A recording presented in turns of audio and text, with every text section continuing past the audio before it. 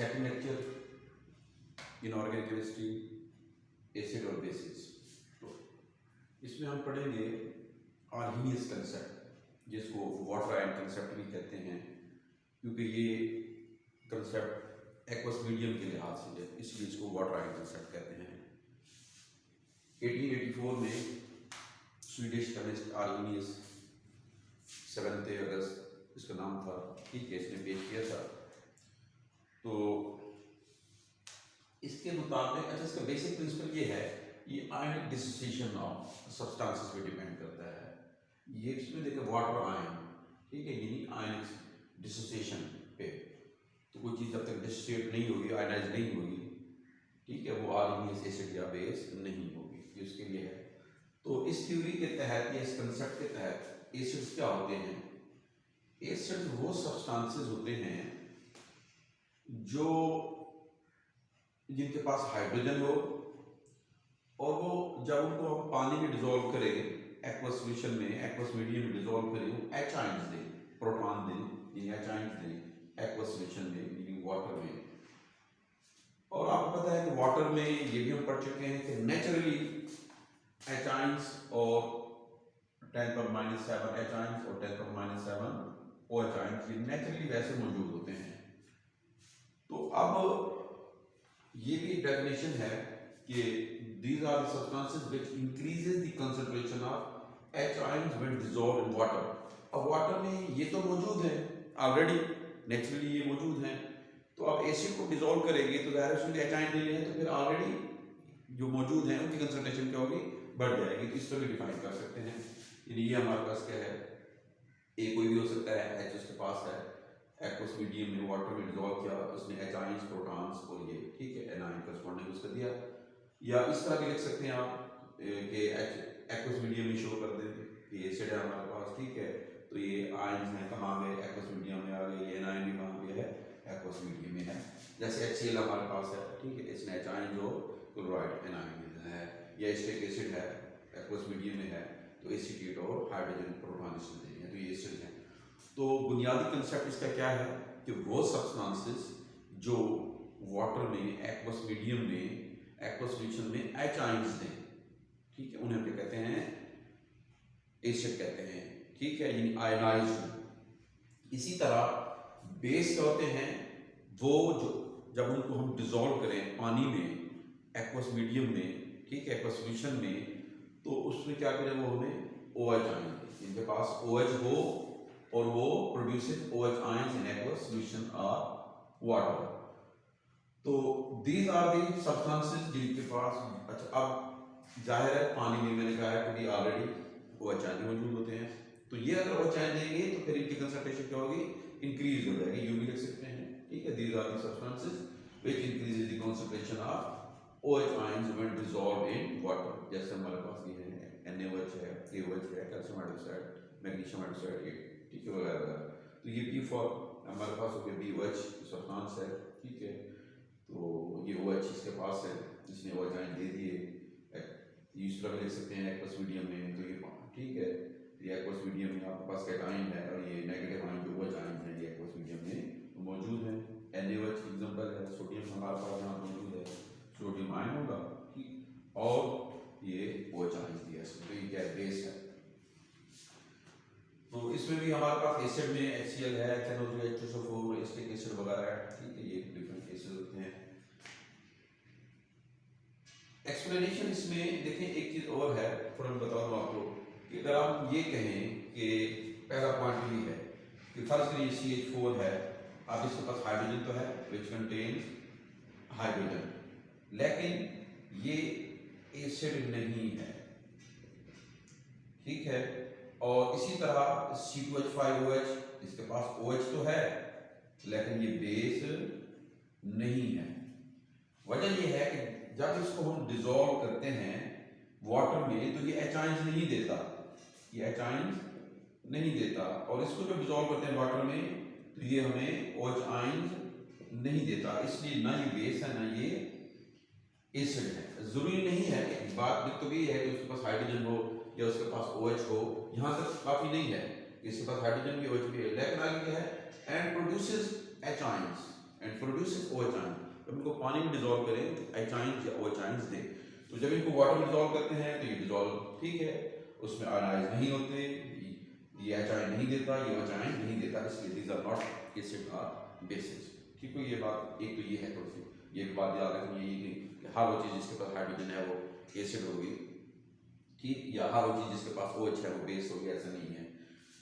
दूसरा ये है कि आर्हीनियस के कंसेप्ट के तहत स्ट्रॉन्ग एसिड क्या होते हैं, which completely ionized in water to give hydrogen ions, जो 100% डिसोसिएट हो जाए, मुकम्मल तौर पर आयनाइज हो जाए।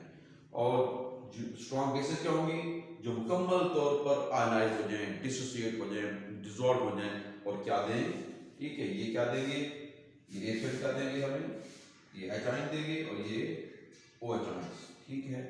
और जो मुकम्मल तौर पर 100% डिसोसिएट नहीं होंगे उनको क्या कहते हैं, वीक एसिड कहते हैं, और अगर बेस है तो उसको क्या कहेंगे, वीक बेस कहेंगे। एक तो ये डेफिनेशन होगी, और साथ हम इसके थोड़े एडवांटेजेस भी देख लेते हैं कि इनके क्या एडवांटेजेस हैं इस कंसेप्ट के।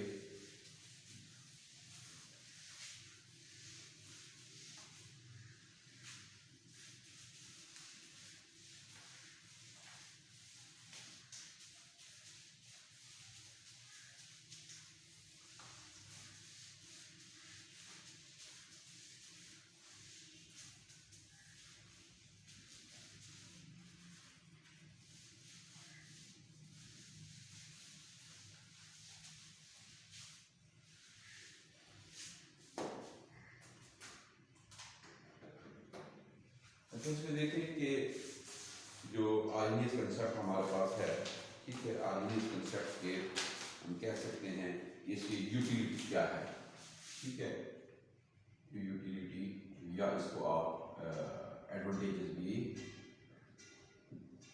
कह सकते हैं, ठीक है। पहला जो इसमें है वो ये है कि ये हमें न्यूट्रलाइजेशन का कंसेप्ट बताता है कि एसिड का रिएक्शन बेस के साथ होता है, ठीक है, तो सॉल्ट और वाटर इसमें प्रोड्यूस होते हैं, और कार्बोनेट बाइकार्बोनेट में तो फिर CO2 की गैस वहां इन्वॉल्व होती है। तो ये कंसेप्ट है हमारे पास, ठीक है। तो अब ये नहीं फर्ज करें, ये HCl है, ये बेस NaOH है, तो इन्होंने सॉल्ट NaCl और H2 वाटर बनाना है।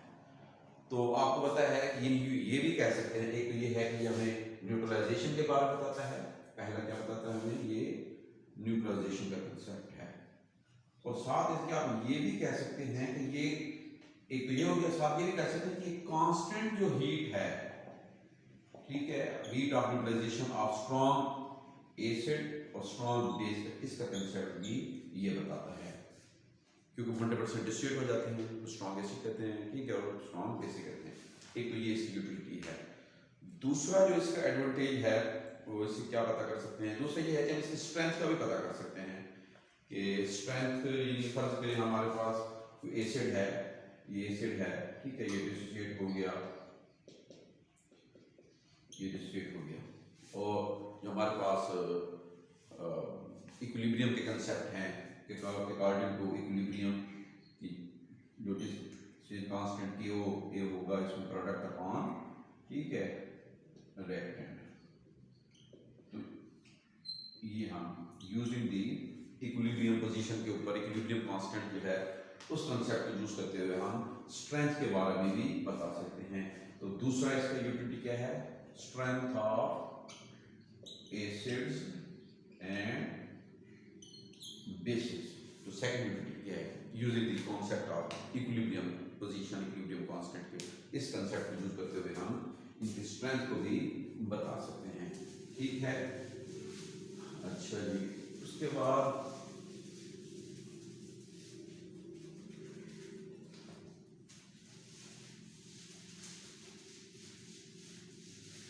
थर्ड इसमें जो है हमारे पास इसका कैटालाइटिक एक्टिविटी, थर्ड जो कंसेप्ट है वो catalytic activity.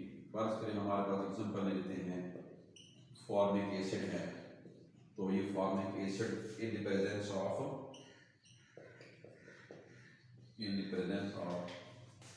Acid medium carbon monoxide और H2 में कन्वर्ट हो जाता है। ये थर्ड इसकी क्या है, यूटिलिटी है। ठीक है, इसके बाद ये फोर्थ जो है ना, ये एक्सप्लेन करता है एसिडिक बिहेवियर ऑफ ऑक्साइड्स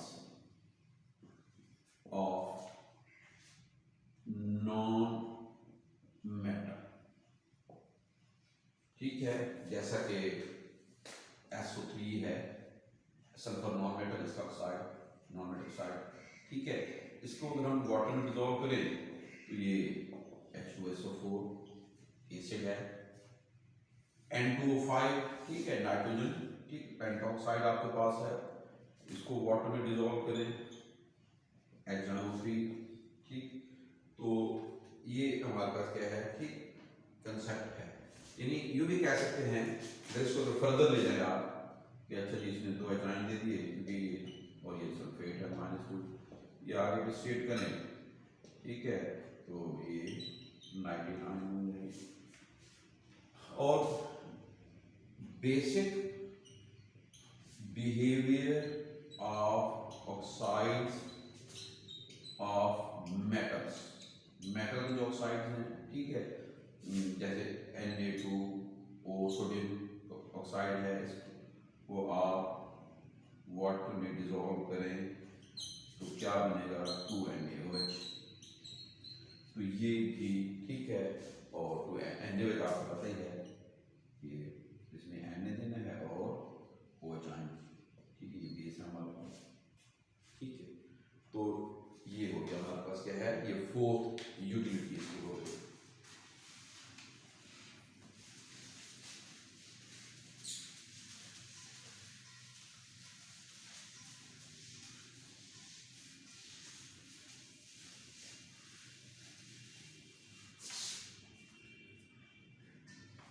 और लास्ट में फिफ्थ आप इसमें ये कह सकते हैं कि हमारे पास जो pH स्केल है, मोस्टली ज़्यादा यही यूज़ करते हैं, pH स्केल भी होता है हमारे पास। ठीक है, ये भी हमारे पास है, तो मोस्टली इसका हमारा वास्ता इससे रहता है।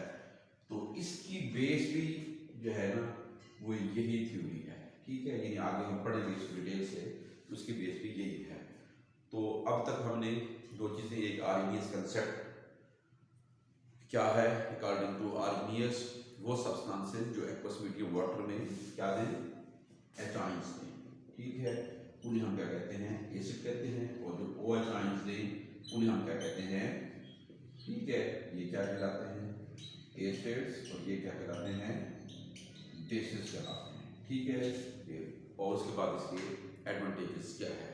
तो नेक्स्ट लेक्चर में हम इसके डिसएडवांटेजेस पढ़ेंगे कि इसके ड्रॉबैक्स क्या क्या है। ठीक है, तो फिलहाल तो ये आर्गेनियस कंसेप्ट लेक्चर 2 हमारा हो गया, और साथ में क्या हो गया, यूटिलिटीज की। तो थर्ड लेक्चर में हम पढ़ेंगे इसके ड्रॉबैक्स।